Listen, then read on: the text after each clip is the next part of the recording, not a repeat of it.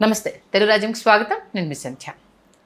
AP రాజకీయాల్లో ముఖ్యంగా deputy CM Pawan Kalyan ఇలాఖాలో పిఠాపురానికి సంబంధించి పవన్ కళ్యాణ్ గారి పేరు ఎంత వినిపించింది అనేది పక్కన పెడితే అక్కడ మాజీ ఎమ్మెల్యే వర్మ గారి పేరు ఆ రేంజ్లో ప్రతిసారి ఢంకా బజాయించి మోగడం మనం చూడడం జరిగింది.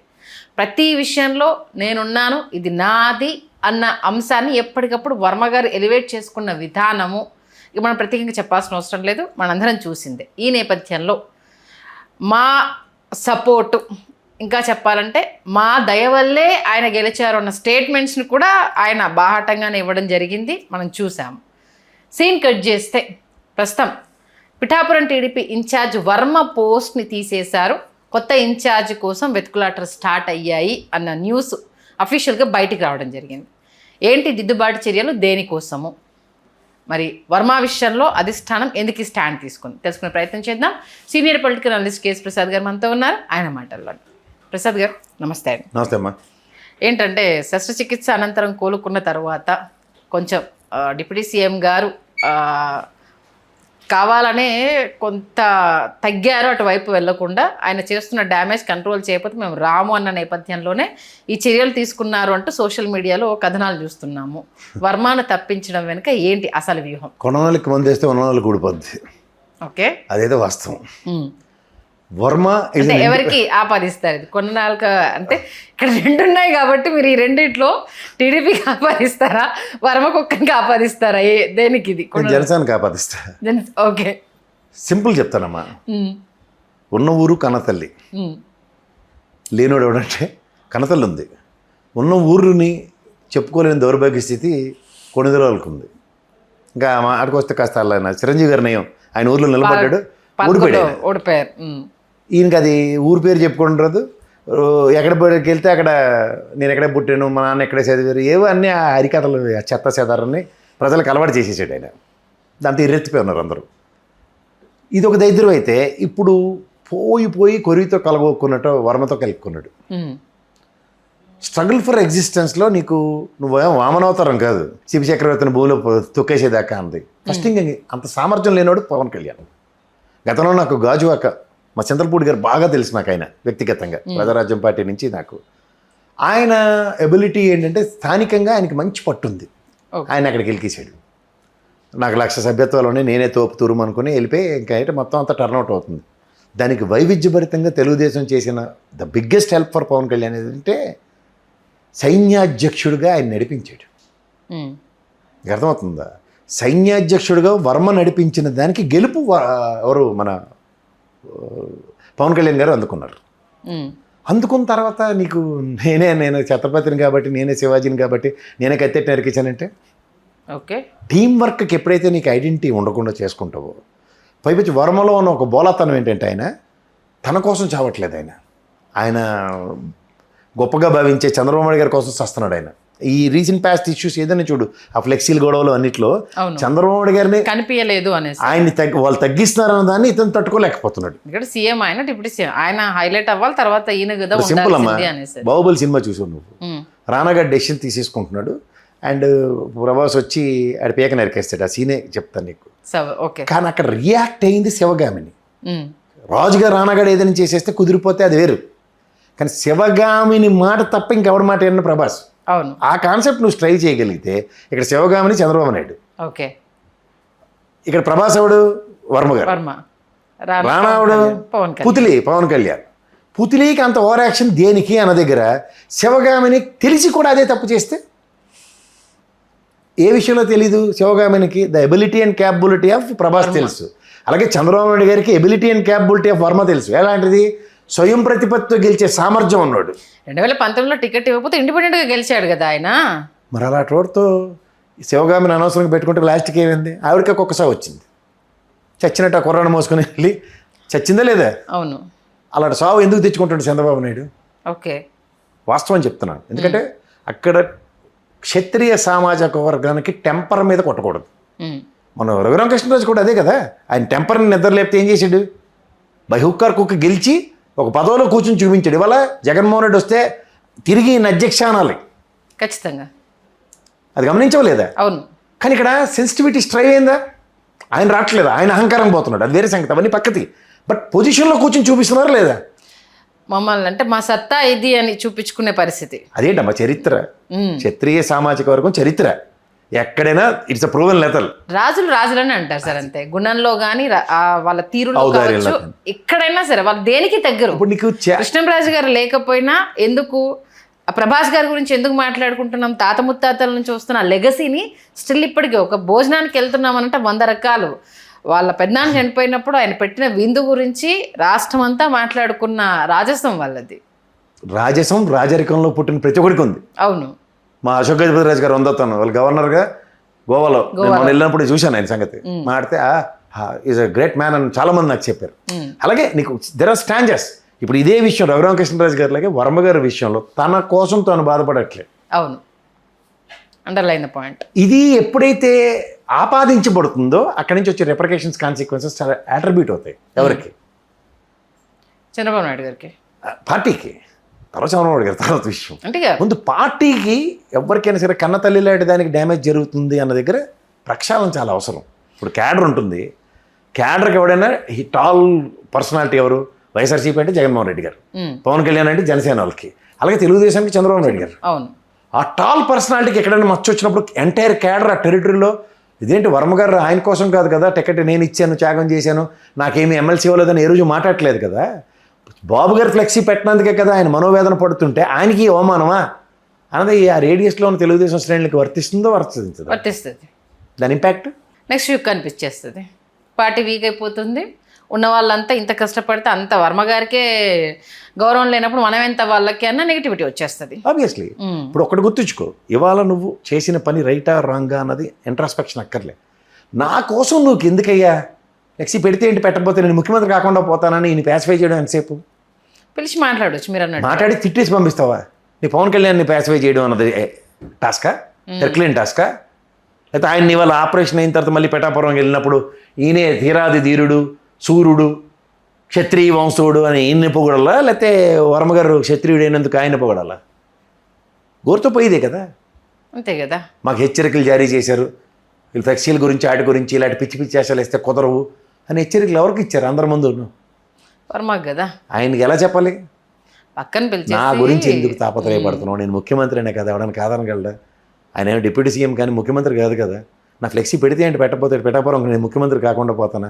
వర్మ ఇబ్బంది పడకయ్యా, ఆల్రెడీ ఇబ్బంది పడి ఉన్నావు, నీకు అసలు సీటే రాకుండా అయింది, ఏదో నేను ఎలా అకామిడేట్ చేద్దామని కింద మీద పడుతున్నాను, 2 రోజులు ఆగు, నువ్వు స్ట్రాంగ్ లాయలిస్ట్ టీడీపీ పార్టీ, నాకు చాలా విధేయుడివి అని ప్యాసిఫై చేయడం అనేసి తీసేయడం. హెచ్చుకుపోతే పెచ్చులు పోతాయి, హెచ్చుకుపోతే పెచ్చులు పోతాయి, ముఖ్యంగా క్షత్రియుడితో. ఇది ప్రూవెన్ ట్రాక్. రఘురామకృష్ణరాజు అదే జరిగింది, వర్మతో అదే జరగబోతుంది. నో కాంప్రమైజ్ దాంట్లో. నేనైతే అదే కోణంలో ఆలోచిస్తున్నాను. ఇన్ఛార్జ్ నుంచి తీసేయడం ఎంతవరకు కరెక్ట్? తప్పమ్మా, తప్పు. ఎందుకంటే క్యాడర్ అక్కడ తెలుగుదేశం పరంగా అక్కడ రిటైన్ అవ్వాలి. ఫర్గెట్ అబౌట్ ఈ పొత్తు శాశ్వతం లేకపోతే ఉండిపోతాం పవన్ కళ్యాణ్ చెప్పినట్టు 15 ఏళ్ళని చంద్రబాబు గారు ఏం చెప్పట్లే కదా. అది నేనే ముఖ్యమంత్రి 15 ఏళ్ళు పవన్ కళ్యాణ్ నాకెందే ఉంటాడు, పెటాపురం లాంటి త్యాగాలు తప్పవు మా పార్టీకి అని చెప్పమని డెలిబరేషన్. ఇప్పటివరకు ఆ స్టేట్మెంట్ మరి ఏమన్నప్పుడు వీళ్ళకి గతిలోకి ఇచ్చుకుంటారు దిక్కుమా స్టేట్మెంట్, 15 ఏళ్ళు నీకెందనే జాపనా అని. వీళ్ళకేమి వర్మలాంటాడు తగ్గాల అవసరంలా. I'm independently capable of phrase, అది తన నియోజకవర్గం కదా. క్యాపబుల్ ఆఫ్ అన్నది ఫ్రేజ్ ఇంగ్లీష్లో. ఫ్రేజెస్ వేరియస్ట్గా వాడతారు. ఫ్రేజ్ కింద ఉన్న వర్మ గారు తగ్గుతారా? తగ్గరు కదా. మరి ఇక్కడ ఒకటే ఒక విషయం, సెన్సిటివిటీ స్ట్రైవ్ అవుతున్నప్పుడు పెద్దరికం చాలా ఇంపార్టెంట్. జస్ట్ శివగామిని చేసిన తప్పే చేస్తే నేను ఎత్తికే వచ్చింది, అంతే కదా. ఇప్పుడు క్యాడర్ అక్కడ బలంగా ఉన్న నీ క్యాడర్ వీక్ అయిపోతుంది. వర్మ గారి నెక్స్ట్ ప్లాన్ ఏంటి అనేది మీరు ఎక్స్పెక్ట్ కూడా చేయకపోవచ్చు, ఎందుకంటే అంత మనోవేదనకు గురైన. దేనికి ఎక్స్పెక్ట్ చేయాలి? ఎవరికొడికి వెళ్ళి దేవుళ్ళు ఆడవలసిన అవసరం ఏంటి ఆయనకి? ఆయన తలుచుకుంటే నేను ఇండిపెండెంట్గా నా నియోజకవర్గాన్ని నేను పునరేకీకరించుకోగలను. ఇక్కడ ఎమ్మెల్సీ ఇస్తా అన్నారు, దానికి ఎందుకు కాలయాపన చేస్తున్నారో కారణం తెలీదు. వాళ్ళు అంటారు వీళ్ళు అంటారు, మీరు ఇచ్చిన మాటే కదా ఆయనకు ఎమ్మెల్సీ ఇస్తా అన్నది. స్పీకర్ యాక్సెప్ట్ చేయట్లేదు కదా. అది అన్ని నాగబాబు కన్నా ప్రయారిటైజేషన్ ఇవ్వాల్సిన అవసరం ఉంది కంపల్సరీ కదా. అది ఫండమెంటల్ మిస్టేక్. ఈవెన్ అంటే క్యాడర్లో కూడా బాధ ఎక్కువ అయిపోయింది. ఇదేంటి సార్ మీరు ఇంత నిలబడి సీట్ను కూడా కాదనుకున్నారు ఆయన చెప్పారనేసి. ఆయనకన్నా ముందు మీకు కదా అకామిడేట్ చేయాల్సింది, ఆయన వాళ్ళ బ్రదర్ని ఆయన కదా ఓదార్చుకోవాల్సింది, తర్వాత చూద్దామని చెప్పాల్సింది అన్న అంటే డిస్కషన్ కూడా చాలా సందర్భాలు రెండు తప్పు జరిగాయమ్మా. నాగబాబు మినిస్టర్ అవ్వకపోతే పాసిఫై చేసిన పవన్ కళ్యాణ్, ఎమ్మెల్సీ ఇవ్వనందుకు పాసిఫై చేయవలసిన చంద్రబాబు నాయుడు గారు, ఇద్దరిది ఫండమెంటల్ మిస్టేకే. ఇప్పుడు మరి వర్మ స్టాండ్ ఎలా ఉంటుంది అనుకోవాలి? ఎక్కడైనా నిప్పు కణికే. అంటే పార్టీలో ఉంటారా? ఉన్నా నష్టం లేదు, తీసేశారు అన్నప్పుడు ఆయన ఉంటాడో ఉండపోయినా నష్టం లేదు. పేటాపురం మాత్రం వదలడు. అది పేటాపురం ఆయన కేడర్ ఆయనకు ఉంది. అది ఒక కంచుకోట. బై ఎలక్షన్లో లేకుండా భయం పడకుండా జాగ్రత్తగా ఉండ మనం. వస్తాయంటారా? అంటే ఏమో గుర్రం ఎగరవచ్చు. అంటే బై ఎలక్షన్స్కి ఎక్కడ ఛాన్స్ ఉంటుంది? ఆయన రాజీనామా చేసినప్పుడే కదా. ఉండవు, స్థానిక ఫ్రిక్షన్స్ ఎక్కువయ్యాయి అనుకో. ఓకే, ఇదైతే చారిత్రక తప్పిదం అంటారు వర్మ మీద. నేనైతే ఆ కోణంలోనే చూస్తాను. ఎందుకంటే దర్ ఆర్ సర్టన్ క్యారెక్టర్స్, ఆ క్యారెక్టర్స్కి క్రెడిబిలిటీస్ ఉంటాయి, విశ్వసనీయతని నిరంతరం చాటుకుంటున్న వ్యక్తులు. అక్కడ ఆత్మాభిమానం మీద దెబ్బ పడినప్పుడు వాళ్ళ స్వతంత్ర ప్రతిపత్తి నిర్ణయాలు తీవ్రంగా ఉంటాయి. ఓకే, జస్ట్ లైక్ కేసీఆర్ నిర్ణయం తెలుగుదేశానికి పెనుముప్పైంది. అలాంటివి కొన్ని టెరిటరీస్లో చేయకూడదు. ఓకే, బికాజ్ వాళ్ళు కంచుకోవట్లేదు. వేరే ఎమ్మెల్సీ ఆఫర్ చేసినా ఇప్పుడు ఆయన తీసుకోడు. ఇంకా ఆయన అవన్నీ అయిపోతే అనవసరం డిస్కషన్స్. అంటే ఇప్పుడు నెక్స్ట్ ఇంకా అది ఉంది కాబట్టి సరే ఇన్ఛార్జ్ లేకపోతే ఏంటయ్యా నీ ఎమ్మెల్సీ నీకు అలానే ఉంది అనేసి అని అన్నారు అనుకోండి, యాక్సెప్ట్ చేస్తారా వర్మ? అదే ఇప్పుడు వర్మ పోరాటం తన నియోజకవర్గం మీద, వర్మ పోరాటం పదవి కోసం ఆరాటం కదా, అయితే వదలండి. అని ఇప్పుడు ఎలా అయిపోయిందంటే గతంలో కూడా ఈ 2-3 స్టేట్మెంట్లు ఇచ్చాక ఆయనకి ఎక్కడో 1 ఎకరం పొలము ఏదో కట్టుకుంటానంటే ఇచ్చారు, అందుకే కొన్ని రోజులు గమ్మునున్నారు.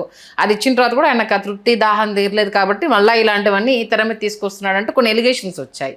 దాని గురించి ఎకరం పొలం కాంప్రమైజ్ అయిపోతే ఇంకా అంటే ఏదో హార్ట్ ప్లేస్ లో మంచి స్పేస్ అని చాలా రకాల కథనాలు వచ్చాయి.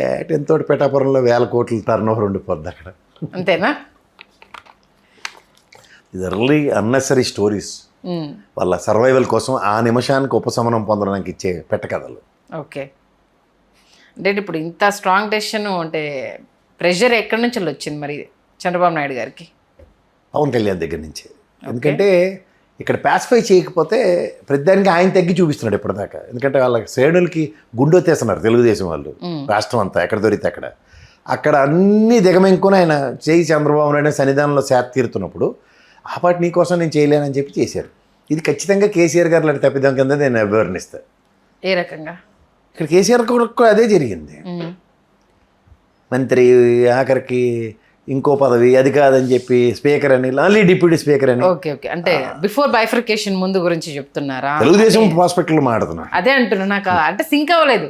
ఎందుకు కేసీఆర్ గారు ఇందులోకి ఎందుకు వచ్చారా అనేది నాకు డౌట్ వచ్చింది. అంటే బిఫోర్ బైఫర్కేషన్ అంటే ఆయన బయటకు వచ్చి చెప్తున్నాను, అది అండర్లైన్ చేయాలి, అందుకోసమే డౌట్ వచ్చి clear. 2001 the strong loyalist to the Telugu Desam parties KCR గారు, జన్మభూమి రూపకర్త అయిన. అవును, విన్నాను ఇది. కార్యకర్తలకి తెలుగుదేశం పట్టుగొమ్మ అని కార్యకర్తలు ఔన్నత్యం చెప్పిన గొప్ప వ్యక్తి కేసీఆర్.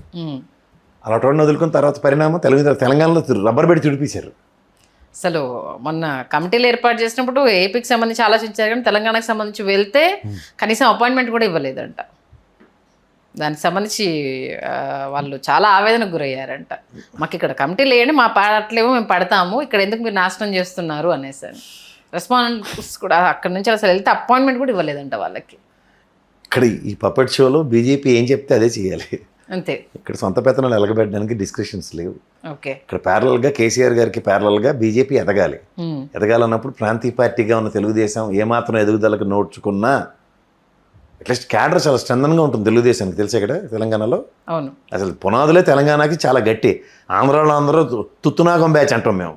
ఆడ అవ్వడం వలన తెలుగుదేశానికి అనాపైసా ఉపయోగం ఉండదు, పదవులు అలంకరించుకోవడానికి అనుభవించడానికి తప్ప. తెలుగుదేశం టర్మ్ చెప్తున్నాను, రామారావు గారు తర్వాత చంద్రబాబు గారి ఆయనలో తెలంగాణ నుంచే నిజమైన సైనిక గణంతో తెలుగుదేశం సక్సెస్.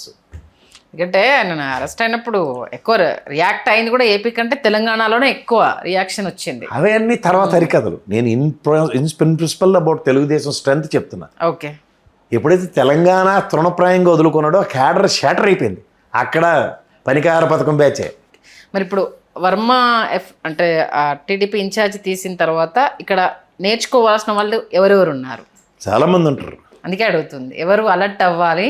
ఇంకేం అలర్ట్లేదు. అక్కడ ఏంటంటే తెలుగుదేశం వాళ్ళు డామినేషన్ ఎక్కువ ఉన్నాయి మిగిలిన నియోజకవర్గాలు. ఇది ఓన్లీ పవన్ కళ్యాణ్ కాబట్టి ఇప్పుడు తెలుగుదేశం చంద్రబాబు గారి ఆలోచన ఎలా ఉందంటే పవన్ కళ్యాణ్ ఒక్కడిని కాపాడుకుంటే నా పని అయిపోతుంది అన్న కాన్సెప్ట్లో ఉన్నారు. Okay, they are not worried about another 22 మంది ఎమ్మెల్యేల మీద, జనసేన క్యాడర్ మీద వాళ్ళకి ఏమీ కన్సిడరేషన్స్ లేవు. కానీ ఇప్పుడు వాళ్ళందరి మీద అటాక్లోనే ఉన్నారు. ఈ మెసేజ్ వల్ల జనసేనకు బలం, అంటే మాతో పెట్టుకుంటే ఇలా ఉంటుందన్న వాళ్ళకు పాజిటివ్ సైన్ అయితే వెళ్ళింది కదా సార్. మిగతా ఇప్పుడున్న 21 నియోజకవర్గాలకు సంబంధించి కావచ్చు, ఎదగాలనుకుంటున్న లీడర్స్ కావచ్చు, ఇది మా జనసేన బలము అనేసి ఉండదా? ఎంతసేపు చంద్రబాబు గారు మా పవన్ కళ్యాణ్ పాసిఫై చేస్తారు, మమ్మల్ని గాలికి వదిలేశారు, పవన్ కళ్యాణ్ కూడా మమ్మల్ని గాలికి వదిలేశాడు మెసేజ్ ఆల్రెడీ పర్కులేట్ ఉంది. అది ఓకే ఉంది. అంటే ఇప్పుడు ఈ రిజల్ట్ తోటి ఇది ఇంకా ఎక్కువ అవుతుంది. అప్పుడు ఓకే, మావాడికి కష్టం వస్తేనే చూస్తాడు చంద్రబాబు నాయుడు, మాకెవడికి వచ్చినా మా సాగుకి కాపాడే నాదుడు లేడు. ఓకే, మావాడు కాపాడు, ఆయన కాపాడు. ఇది different message, negative message. Okay, కాబట్టి ఎలా చూసుకున్నా కొంత నష్టమే దేనికైనా. ఇప్పుడు జనసేన వాళ్ళకి ఏదన్నా సరే మా నేత ఏంటిది స్ట్రెంగ్త్ ఇది అని చెప్పుకోవడానికి లేదు, ఓన్లీ ఆయన నియోజకవర్గానికి మాత్రమే ఇది వర్తిస్తుంది, మిగతా ఆయన్ని గాలికి వదిలేశారు అనేది. వర్మ గారి విషయానికి వచ్చేసరికి ఏంటంటే ఇప్పుడు ఆయనకే అలా జరిగిందని అంటే మనం జాగ్రత్త పడకపోతే ఇబ్బంది అనేసి వీళ్ళకు, అంటే ఇప్పుడు గిల్లలేరు అలా అని అరవలేరు అన్నట్టుగా ఉంది పరిస్థితి. ఇప్పుడు జనసేన నియోజకవర్గాలు మినిమం 5-6. ఇప్పుడు సామంతరాజులే కదా ఇల్లు. అవును, మహారాజుని ప్లీజ్ చేయాలంటే సామంతరాజులకు 5గురికి పడింది అనుకో పిడి. జనసేన నుంచి ఇన్ఛార్జీలు అందరికీ బల్లు బల్లు బల్ బల్ బలారే బెల్లబెత్తర బెల్లబెక్షం అన్న సినిమా చూపించారు అనుకో, వర్మకే దిక్కులేదు, మీకు కూడా ఎలాగే అవుతుంది తెలుగుదేశంతో పెట్టుకుంటే అని. లేనిపోయింది తలకాయ నొప్పే కదా. నేను అందుకే అడిగింది, ఇది ఎటు చీలిక వస్తుంది అనేది, ఎవరు ఎగరడానికి ఎవరు తగ్గడానికి అనేసి అని అందుకే అడిగింది నేను. ఎవరు ఎగిరినా తగ్గినా ఇంకో 3 ఏళ్ళ పాటు వాళ్ళని ఎవరు ఏడు చేయలేరు, అదే వాళ్ళ ధైర్యం అంతే. కాకపోతే వర్మ గారికి అయితే ఒక ఇంత నష్టం, ఇంత ఆయన నష్టపోయాడు, ఆల్రెడీ నష్టపోయాడు. అంటే నష్టపోయినా కొంత గౌరవం గుర్తింపు ఉందని నిన్నటి వరకు అనుకున్నది, ఇప్పుడు తీసేసినప్పుడు అది కూడా లేదు అంటే బాధ కదా. ఇప్పుడు ఇంకా బ్రహ్మాండంగా ఉంటుంది ఆయనకి. తనకున్న క్యాడర్ని తన ప్రతి నిమిషం ఎలా పరిరక్షించుకోవాలో ఇండిపెండెంట్ క్యాపబిలిటీతో ఫైట్ చేస్తాడు. రాబోయే రోజుల్లో పిఠాపురం రాజకీయం రసవత్తరంగా ఉంటుంది. అయితే జనసేన వాళ్ళకి మలయాళం సినిమా గ్యారంటీ. చూద్దాం. మీరు అన్నట్టుగా మరి క్షత్రియ ధర్మానికి సంబంధించి ఆ ఫైర్ పవర్ ఎలా ఉంటుందనేది చూడబోతున్నాం. అయితే అంతేనా? ఇప్పుడు ఫైర్ పవర్ కాదమ్మా, ఫస్ట్ త్యాగంతో ఉంటారు, ఓర్పుతో ఉంటారు, సహనం నశించిన తర్వాత ప్రక్షాళనే ఉంటుంది. అంతే. ఇంకా మంచి విశ్లేషణ అందించారు, ధన్యవాదాలు సార్. హలో, తెలుగు రాజ్యం ఛానల్ చూస్తున్నారా? సామాజిక రాజకీయ జీవన చిత్రణే తెలుగు రాజ్యం. అతిశయోక్తులు అసత్యాలు ఉండవు. రాజకీయ కోణం కాదు, ప్రజా కోణమే కొలబద్ద. తెలుగు రాజ్యం వీక్షణ మీ ఉత్తమ అభిరుచికి నిదర్శనం.